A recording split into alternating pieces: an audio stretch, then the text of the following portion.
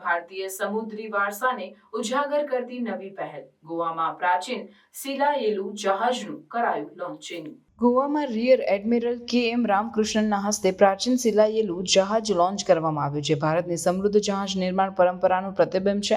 આ વિશિષ્ટ જહાજ લાકડા, નાળિયેરના રેસા અને કુદરતી રેઝિનનો ઉપયોગ કરીને બનાવવામાં આવ્યું છે, જે પ્રાચીન ભારતીય જહાજ નિર્માણ કળાને પુનર્જીવિત કરે છે. આ પ્રસંગે પરંપરાગત કારીગરો, ભારતીય નૌકાદળના પ્રતિનિધિઓ અને શિપયાર્ડના કર્મચારીઓ ઉપસ્થિત રહ્યા હતા. આ જહાજનું નિર્માણ ગોવાની હોડી ઇનોવેશન્સ પ્રાઇવેટ લિમિટેડ દ્વારા કરવામાં આવ્યું છે, જેમાં કેરળના કુશળ કારીગરોનો સહકાર છે. જહાજના લાકડાના પટ્ટાઓને નાળિયેરના રેસાથી સીલવામાં આવ્યા છે, જે પ્રાચીન કાળમાં ભારતીય જહાજ નિર્માણમાં ઉપયોગમાં લેવાતી પદ્ધતિ છે.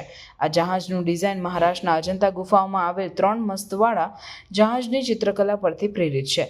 આ પ્રોજેક્ટનો ઉદ્દેશ્ય ભારતની પ્રાચીન સમુદ્રી પરંપરાને પુનર્જીવિત કરવાનો છે અને તે ભારતીય નૌકાદળ, સંસ્કૃતિ મંત્રાલય અને હોડી ઇનોવેશન્સ વચ્ચેના ત્રિપક્ષીય કરારનો ભાગ છે. જહાજને કરવાર બંદર પર લઈ જવામાં આવશે, જ્યાં ભારતીય નૌકાદળની ટીમ કેપ્ટન દિલીપ ડોંડેના માર્ગદર્શન હેઠળ સમુદ્રી પ્રવાસ માટે તાલીમ લેશે. આ જહાજ વર્ષના અંત સુધીમાં ઓમાન અને ઇન્ડોનેશિયા સુધીના પ્રાચીન સમુદ્રી વેપાર માર્ગોને ફરીથી અનુસરે તેવી યોજના છે. આ જહાજનું લોન્ચિંગ ભારતની સમૃદ્ધ સમુદ્રી વારસાને ઉજાગર કરે છે અને પ્રાચીન જહાજ નિર્માણ કળાને વિશ્વ સમક્ષ રજૂ કરે છે.